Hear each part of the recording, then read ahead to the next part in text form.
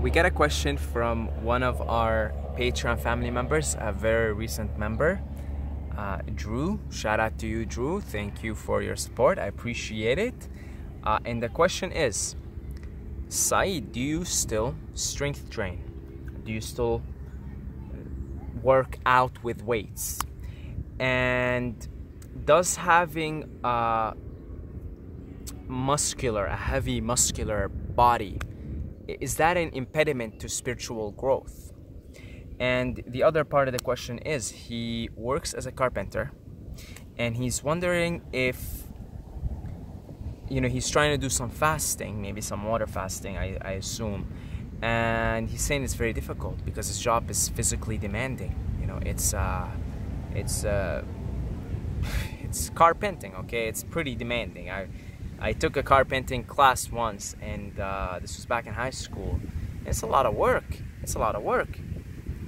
So it's physically demanding. It's a labor type job. So, you could extrapolate that and say, well, it's cool. I'm getting into all this stuff. I want to do some fasting. The Breatharian stuff even looks enticing, but can I do this if I have a labor job?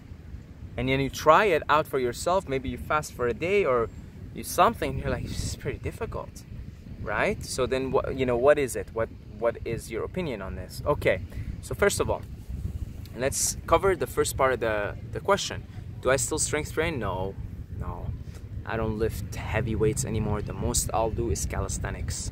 And at this point, it's just push-ups, pull-ups, handstands, back lever, gymnastic type stuff, body weight only. And even then, I barely do that anymore.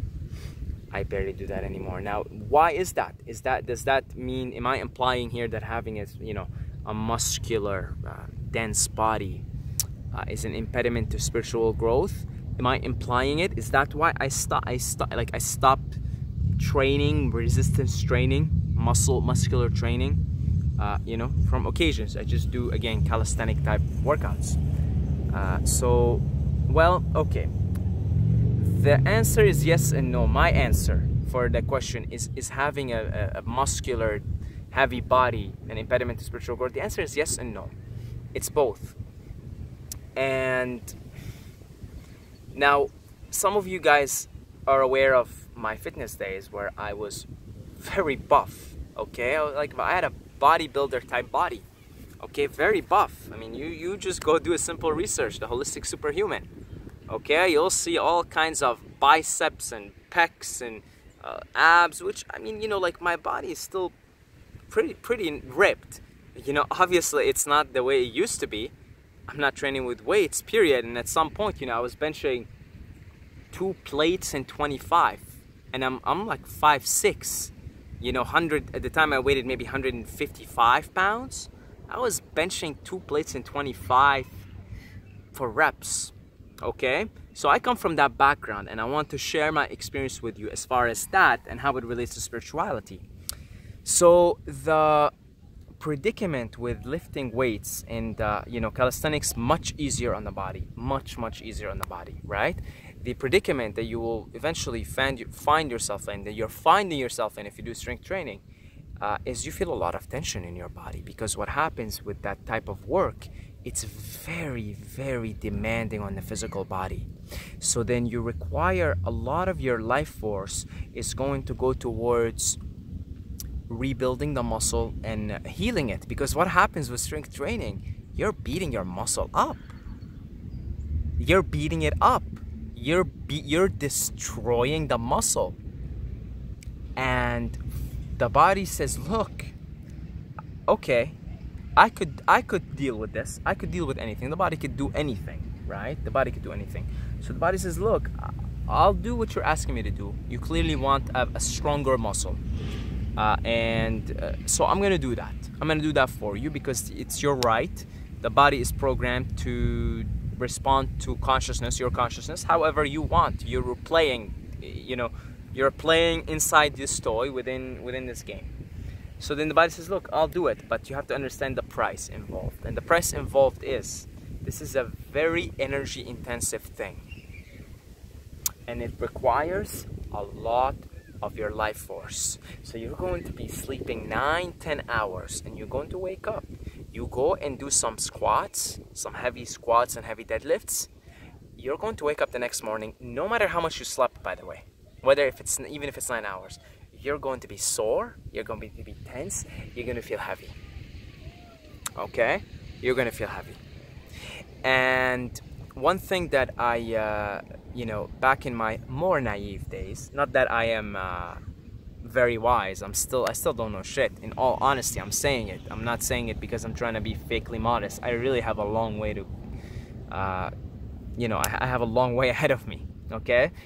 But in my more naive days, I always worked out in the mornings. So I would go and I would, bench press was my favorite thing, okay? I was always, I was called Tits in high school because I started benching in high school. And, even now, like, you could still see, that definition, even though I barely work it out, but you could see the chest. I could still do this. That's not bad. I could still juggle them, so that's pretty good. So even now, I could still, the chest is still there. It's still puffed up. It's, even though I can't even remember the last time I even did a push-up. So that I spent a lot of years building this chest. I really liked it. Okay, I was vain about it, and I really loved it, and I could bench a lot. So I would, go. I'd feel pretty good, get up, drink coffee, because I'm still tired from last day's workout. And I say, I want to bench today. And I'd, put all my work into it. So then I'd go, I'd bench, I'd do my workouts. I was some kind of a legendary Super Saiyan in the gym, because I would do these crazy things. If you could go on Instagram, I know I'm boosting a lot here. You could go on Instagram, go down below, watch some of my older videos. You'll see me do some of these really badass gymnastics / martial arts combinations. And then I would go on about my day after, feeling really good. You get a rush, adrenaline, it's nice. And somewhere around 5 p.m., because I'd go work out in the morning, maybe 10 a.m. to 12 p.m. Somewhere around maybe 6 p.m. Okay, I would just kind of feel tired and exhausted. And then I'd go take a cold shower. That'll make me feel a little better. And then I would try, I'm like, why am I feeling like shit? Now, I was naive. I'm not understanding that I'm an energy system.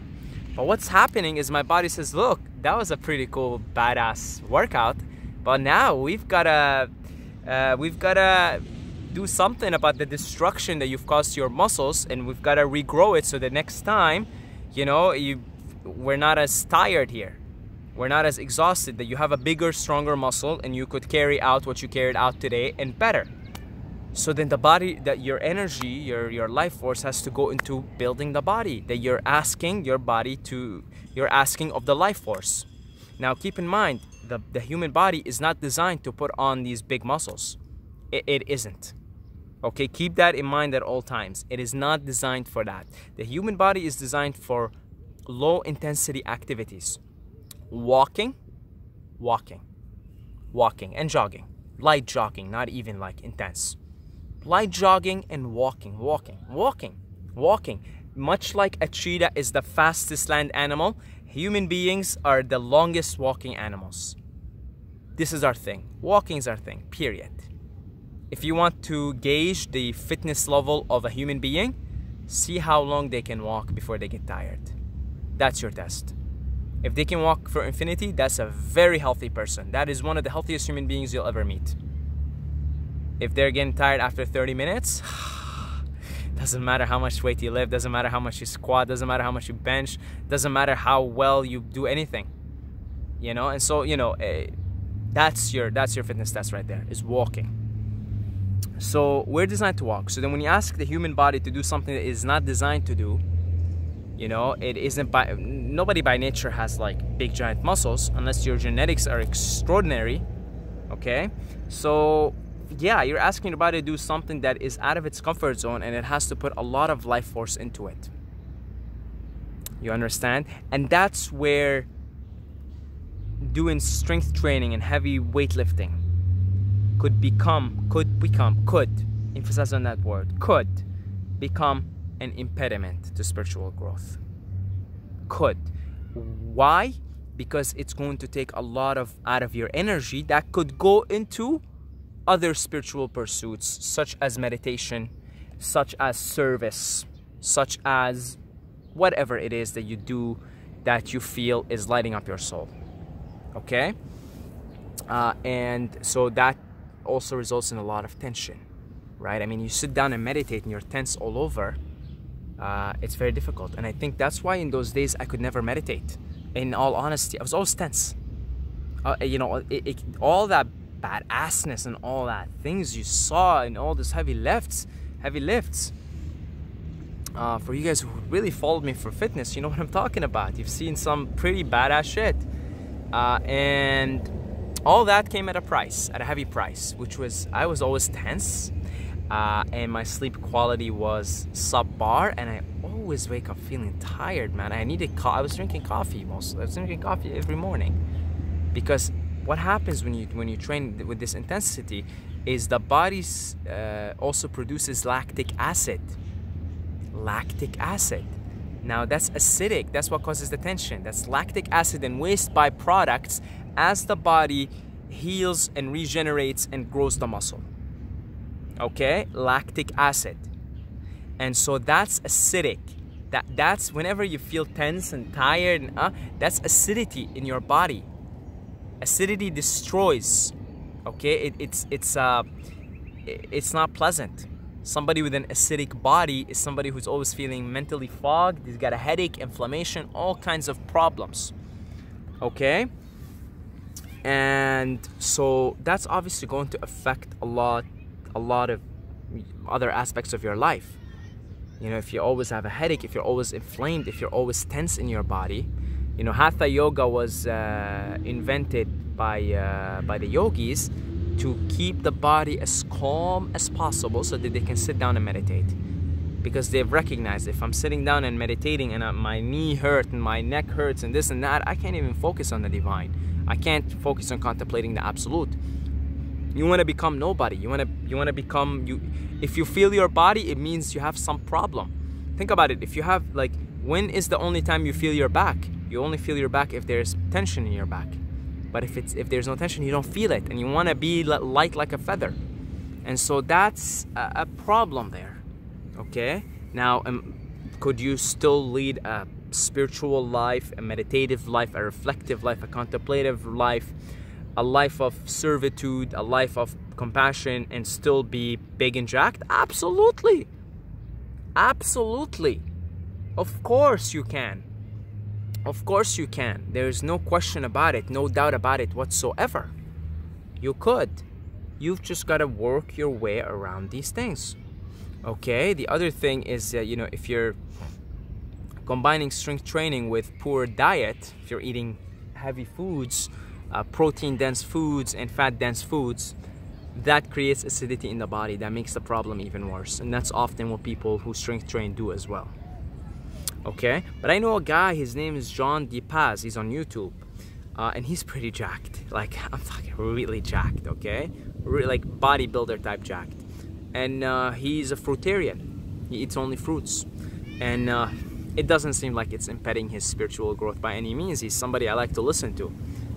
He's very enthusiastic. He's a personal trainer slash he's very into breatharianism. He's trying to become a bodybuilding breatharian, essentially. And that's, to me, absolutely inspirational. So that isn't the case. Please keep that in mind. But also recognize the price and the things that come with it. So even you could lead it depends on what you want. What do you want to do out of life?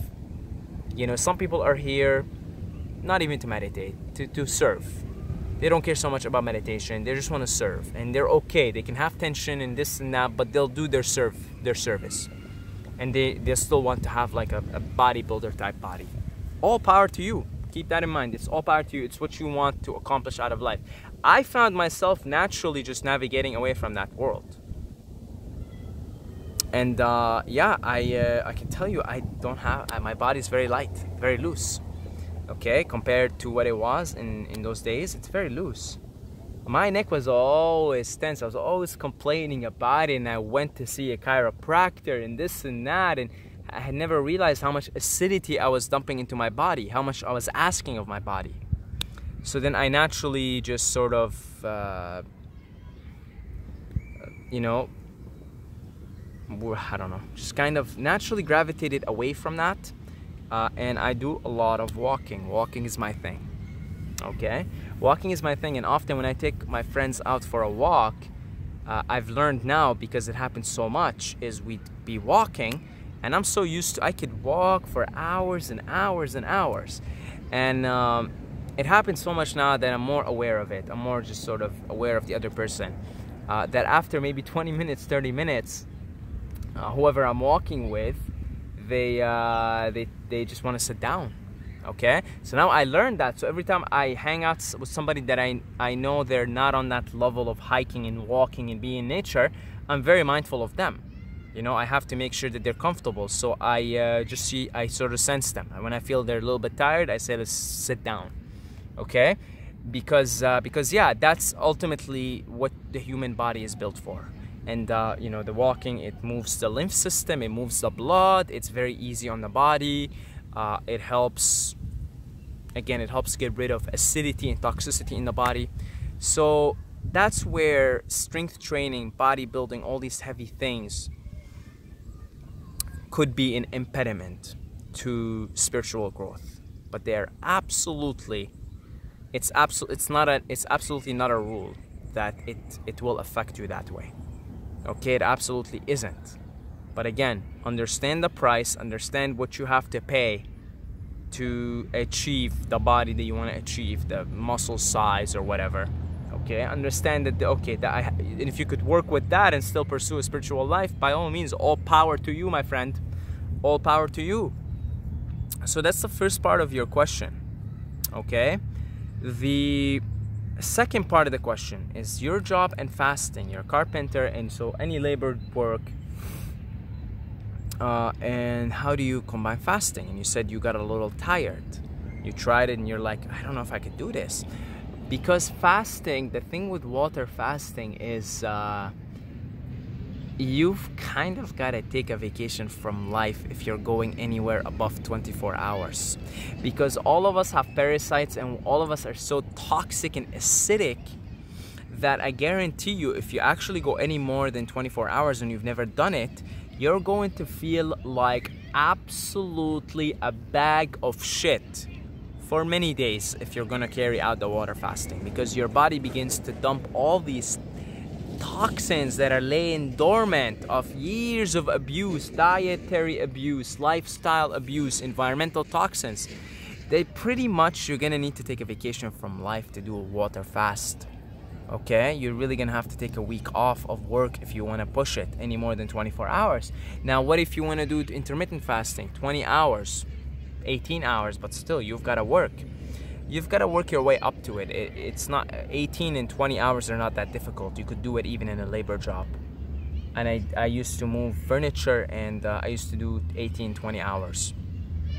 So you could do it, but you have to work your way up to it. So you start off with 12, 14, 16, and once you're really comfortable in those zones, you can begin to push it a little bit more, okay? You could go as far as 20, 22 even, and your body will just adapt, and you'll actually, after some time, feel better. You will actually, after maybe a month or two of doing it, I'd say 2 months maybe, you'll actually be more productive, stronger. You'll just be more productive, more in the zone, without a shred of a doubt. But you really have to work your way up for it if you're looking for something short term. Now, to expand on this a little bit, can you build muscle if you're not eating, if you're breatharian even, you know, to go to the extreme? Now, I told you about John DePaz. Look him up. He's fruitarian and he's very jacked, like bodybuilder jacked, okay? Which is, I mean, you have to understand that whatever your body does it all. It's not the protein or the food or anything that's building the muscle. It's the muscle. It's the body. It's the growth hormone, right? It's the body that's doing it. But first, you have to clean up your body. Okay, you really have to clean up your body, because if your body is going to get rid of the lactic acid and all the acidic and toxic byproducts that happen when you push your muscle, when you do something with the muscle, if your body is full of other toxins, it's going to be very inefficient at doing it.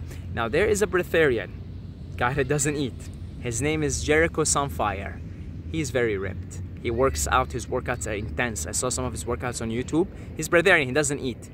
very jacked guy. I'm talking about like a jacked guy that you would see on a magazine cover. Okay, so it is possible to build a muscular body and not even eat. Okay, and there's people living proof of that. So don't be discouraged. Now, to bring it a little more personal, I'm not really working out at all right now, but I'm doing a long extended juice fast. Okay, I think on day 12 today. So I'm doing a long extensive juice fast, and my body's clearing up a lot of toxins. Let me tell you, I'm on day 12. I'm still having solid bowel movements because there's so much shit in my bowels. So now I realize there's so much toxins in my body. The last thing I want to do is work out and produce lactic acid in my body, and then my body now is in detox mode, but has to deal with these new toxins, this lactic acid, this toxicity that's coming on. It has to regenerate and rebuild the muscle. So I'm not working out right now. I don't think I'm gonna work out for a while until I feel my temples clean. But once my temples clean, once I feel my temples clean, I'm going to go back, not to strength training, I'm no longer attracted to that, but I'm going to go back to doing pretty hardcore gymnastics and bodyweight stuff and martial arts. I really love that stuff. But again, you know, if I used to, you know, do lots of martial arts like crazy, and again, lots of acidity, lots of tension, very intense, lots of lactic acid, lots of tension. It's, you know, it's quite rough on the body. And even Bruce Lee, you know, he pushed himself so much, he died overdosing on painkillers. Okay, I know people like to use Bruce Lee as a source of inspiration, but I will tell you something. Look, the proof is in the pudding. I love Bruce Lee. I had a poster of Bruce Lee. I got so much inspiration from Bruce Lee in those fitness days. And he's a great philosopher. But let me tell you something. He was imbalanced. And it shows in the way he died. He died on painkillers. He was imbalanced. As brilliant of a human being and a soul as he was imbalanced. And it led to his demise. So what I'm personally doing now is I'm cleaning up the temple. I'm probably not gonna do a single push-up or a single pull-up, probably for months now, I'll tell you, until I feel like my temple's clean.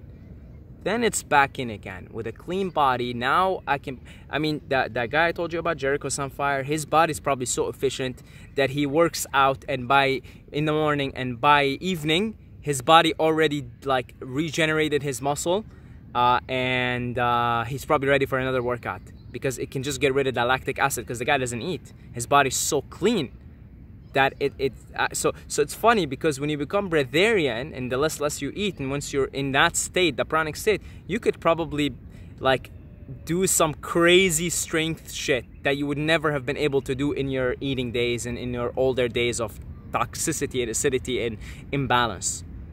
So I'm not done with that whole world. I love that stuff, and it really showed when I was doing this stuff. I mean, I got a channel that's at 100,000 subscribers, a fitness channel, because I was really passionate about that stuff, and I haven't lost that passion at all. But I understand that there needs to be a cleaning up process. I understand how unhealthy our society is, how we've been basically run by parasites.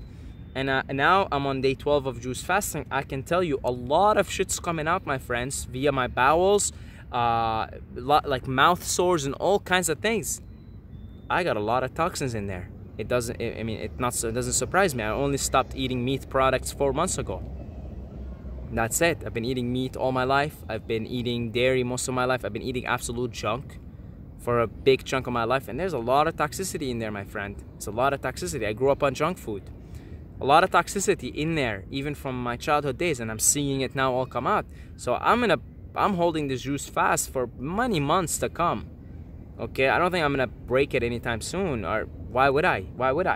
Right? Seeing that, you know, I'm starting to progressively feel lighter and cleaner, but I could see there's a lot of cleaning in the temple.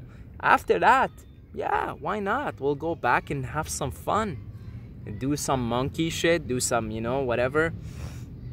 So hopefully this video brought some perspective to the whole thing, okay? And obviously, again, having a lighter body is just going to be naturally more conducive for spiritual work, but it is absolutely not necessary whatsoever, okay?